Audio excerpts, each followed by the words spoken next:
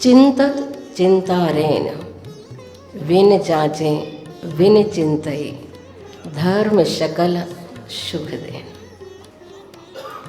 सुर तरु से जब हम याचना करते हैं, मांगते हैं, तब हमें उस वस्तु की प्राप्ति हो जाती है। चिंतामणि रत्न से जब हम चिंतन करते हैं किसी वस्तु का, तो उस वस्तु की हमें प्राप्ति हो जाया करती है। किंतु विन जाचे विन चिंतई, धर्म तो एक ऐसा है जिससे हमें कुछ मांगना नहीं पड़ता है, जिससे हमें कुछ विचार नहीं करना पड़ता है।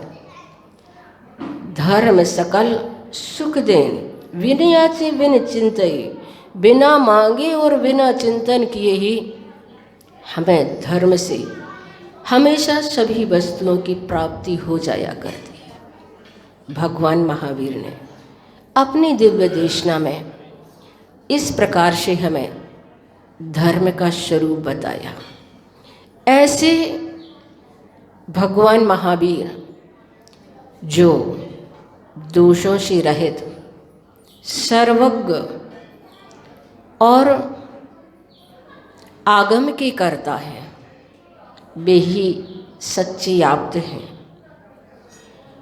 और ये सच है कि जो प्रभु और आप्त कहलाते हैं वो आम लोगों से ऊपर उठे हुए होते हैं। उनका जीवन जन साधारण नहीं होता, बल्कि असाधारण हुआ करता है। उनकी जीवन की प्रवृत्ति सभी लोगों से हट करके हुआ करती है। प्रज्ञा, प्रतिभा और चैतन्य, चमत्कार जिनका बहुत ही अतिशयों से भरा हुआ होता है। क्योंकि जिनके जीवन में राग द्वेष है, जिनका जीवन आरंभ और परिग्रह से सहित है, जो विषय और कषायों से युक्त होते हैं, ये संस्कार हमारे लिए पूज्य परमात्मा बनने ही नहीं देते हैं। मतलब कहने का स्पष्ट है कि जिन्होंने अपने जीवन में घातिया कर्मों का क्षय कर दिया है, ज्ञानावरण, दर्शनावरण, मोहिनी और अंतराय, इन कर्मों को जिन्होंने नष्ट कर दिया है, और जो विराटता और वीतरागता जिनके जीवन में झलकती है, ऐसे अरहंत परमात्मा भगवत बनने की कसौटी हुआ करती है।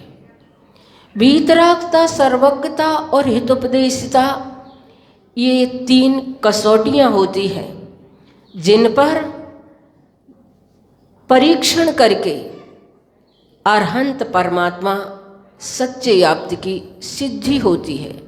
फिर भले ही वो किसी नाम से पुकारे जाएं, लेकिन जिनके अंदर ये तीन चीज़ें हुआ करती हैं वे सच्चे देव कहलाते हैं, अरहंत देव कहलाते हैं। ऐसे परमेष्टि का गुणगान करने के लिए हम सभी यहाँ एकत्रित हुए हैं, जिन्होंने अपने उन घातिया कर्मों को नाश करके अंत में जो शेष कर्म और रह गए थे, उन कर्मों को नष्ट करके सिद्धत्व का पद प्राप्त किया है। ऐसे अनंत अनंत सिद्ध परमेष्टि हमारे जीवन में 7 तत्व, 6 द्रव्य, 9 पदार्थों के बारे में हमें उपदेश देते हैं और कहते हैं कि वास्तव में जीवन में पुण्य पाप जो कुछ भी होता है और स्वयं का अर्जित किया हुआ होता है। हमें किसी दूसरे से वह प्राप्त नहीं हो सकता। जैसे कि अभी भैया जी मैना सुंदरी के बारे में बता रहे थे कि उसे अपने भाग्य पर भरोसा था। उसे लग रहा था कि मेरा भाग्य जैसा होगा वो ही मुझे प्राप्त होगा। उनके पिता का कहना था कि तू राजा के यहाँ जन्मी है, तू मेरी बेटी है, इसलिए तुझे इस प्रकार के सुख और ऐश्वर्य की प्राप्ति है। लेकिन मैना का कहना था कि ये मेरा स्वयं का अपना भाग्य है और मैंने अपने भाग्य की बदौलत इस सब को प्राप्त किया है। इसलिए बंधुओं, भाग्य बनाया जाता है अपने पुरुषार्थ के माध्यम से। हम अपना पुरुषार्थ करके अपने भाग्य को बनाते हैं, लेकिन कभी कभी हमारी आस्था कमज़ोर पड़ जाती है और आस्था कमज़ोर होने के कारण से हम भाग्य और पुरुषार्थ को दोनों को ही नकार देते हैं। मैंने एक उदाहरण पढ़ा था कि एक सेठ जी नास्तिक थे जिनकी धर्म पर आस्था कम थी। सेठानी श्रद्धालु थी, सतत अरहंत परमात्मा की आराधना में लगी रहती थी और बार बार सेठ जी को भी प्रेरणा दिया करती थी कि आप भी अपने जीवन में धर्म किया करें। लेकिन सेठ जी का कहना होता था, अभी से धर्म करने की क्या ज़रूरत है, धर्म तो जीवन के अंत में किया जाता है। लेकिन सेठानी को लगता था कि कैसे उनके जीवन में धर्म का भाव भर दे। एक दिन सेठ जी अचानक अस्वस्थ हो गए और बीमारी काफ़ी बढ़ गई। सेठानी को लगा कि योग के अवसर पर सेठ जी को जरूर ये शिक्षा सबक देनी चाहिए कि धर्म कब करना चाहिए, और वह विशेष अवसर की तलाश में थी। सेठ जी अस्वस्थ थे तो सेवा तो कर ही रही थी और साथ में वह शिक्षा देने के लिए भी योग्य अवसर की तलाश कर रही थी। एक दिन सेठ जी ने कहा, समय बढ़ता चला जा रहा है, बीमारी बढ़ती चली जा रही है, अब तो दवाई देना प्रारंभ कर दो। कब दोगी फिर दवाई? सेठानी ने कहा, अभी से दवाई लेने की क्या ज़रूरत है, ये तो बाद में लेने की चीज़ होती है। सेठ जी ने कहा, ऐसा भी क्या कोई होता है, दवाई बाद में ली जाती है क्या? मरण होने के बाद क्या दवाई ली जाएगी? अरे जब से बीमारी प्रारंभ होती है तभी से दवाई लेना प्रारंभ कर देना चाहिए। तब सेठानी ने कहा, यही तो मैं भी आपसे कह रही हूँ कि इतना सारा आपका जीवन निकल गया और अब फिर आप कब धर्म करेंगे? धर्म करने की शुरुआत आपकी कब होगी? कितना सारा जीवन आपका ऐसे ही निकल गया है और आप कहते हैं कि धर्म तो अंत में करना चाहिए। जैसे ही सेठानी ने इस बात को कहा तो सेठ जी की आंखें खुल गईं। उन्होंने दवाई ली, स्वस्थता का अनुभव किया और उसके बाद से अपना सारा जीवन धर्म के साथ व्यतीत किया। तो बंधुओं, वास्तव में धर्म के बारे में जब हम सुनते हैं, धर्म के अतिशय और चमत्कारों के बारे में जब हम सुनते हैं, तो हमारी श्रद्धा तब बनती है जब हम उसका अनुभव कर लेते हैं। जब हम उस अनुभव से गुजर जाते हैं तो हमारी उस धर्म पर आस्था कई गुनी बढ़ जाती है। और मैंने ऐसे पौराणिक उदाहरण ही नहीं, स्वयं आप बीती भी लोगों ने मुझे बताई।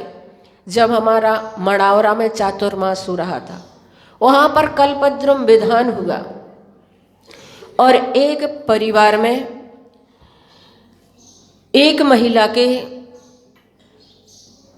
गर्भ में बच्चा था, लेकिन डॉक्टर ने कह दिया था कि स्थिति इसकी बहुत गंभीर है, एक कोई बच सकता है, इसलिए आप लोग इस बात की मानसिकता पहले से बना करके रखें।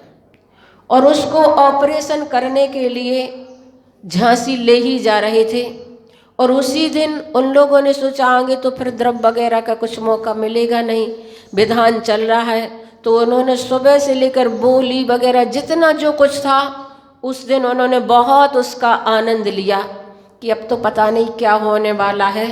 इसलिए आज अपन सब कुछ अच्छे से विधान में शामिल हो जाए। और फिर वो लोग बहुत दुखी थे इस प्रकार के डॉक्टर के कहने से, ले जाने ही वाले थे, लेकिन उन्होंने सोचा कि पहले अपन द्रव्य वगैरह अच्छे से मन जो ले जाते हैं वो कर लें। और उसके बाद 1-2 दिन के बाद झांसी ले गए और ले जाने के बाद वो जो आए सज्जन हमारे पास, तो सब लोग सुन ही न चाह रहे थे कि पता नहीं ये क्या आकर के समाचार देते हैं। उन्होंने आकर के कहा माता जी बहुत अच्छे से सब कुछ हो गया, ऑपरेशन भी नहीं करना पड़ा और बेटा और बहू दोनों ही बहुत स्वस्थ हैं, ज़्यादा कुछ भी नहीं करना पड़ा और बहुत अच्छे से हो गया। हम लोग तो सोच रहे थे कि पैसा भी हमारा निकलेगा और व्यक्ति भी हाथ से चला जाएगा। तो मैंने कहा जब आप लोगों ने धर्म के प्रति इतना सोच लिया था, सारा पैसा आपने बोलियों ही में खर्च कर लिया था, इतना पुण्य आपने अर्जित कर लिया था कि वहाँ देने की जरूरत ही नहीं पड़ती। और वास्तव में उनकी श्रद्धा पर धर्म से इतनी बढ़ गई कि जब कभी भी वो आते हैं इस बात को जरूर स्मरण में रखते हैं कि धर्म के माध्यम से 1 गुना खर्च करते हैं हमें 10 गुना उससे प्राप्त होता है। तो बंधुओं, हम अपने जीवन में उस धर्म को स्थान दें जो धर्म विनय जांचे विन चिंतये धर्म सकल सुख देन। सब प्रकार से संपूर्ण प्रकार से मांगने की जरूरत नहीं होती है, कहने की जरूरत नहीं होती है, अपने भक्त पर भगवान की इस प्रकार की कृपा वरसती ही रहती है। या सिद्धांत की भाषा में हम ये समझें कि जो पाप कर्म हमारे पल्ले में था उनको हमने विशुद्धि के माध्यम से उन प्रकृतियों को बहुत जल्दी जल्दी निष्कासित कर दिया। वो पाप प्रकृतियां पुण्य रूप परिणत हो करके हमारे जैन दर्शन में संक्रमण विधि होती है। वो पाप कर्म हमारे पुण्य रूप संक्रमित हो करके आ जाया करते हैं। तो बंधुओं, ऐसे यहाँ पर भी बहुत सारे उदाहरण हैं जो लोग आकर के बताते हैं कि माता जी ऐसी बीमारियां लगी थी, इतनी बड़ी बड़ी बीमारियां हैं कि हम कभी सोच ही नहीं सकते थे कि इस विधान में भी बैठ पाएंगे।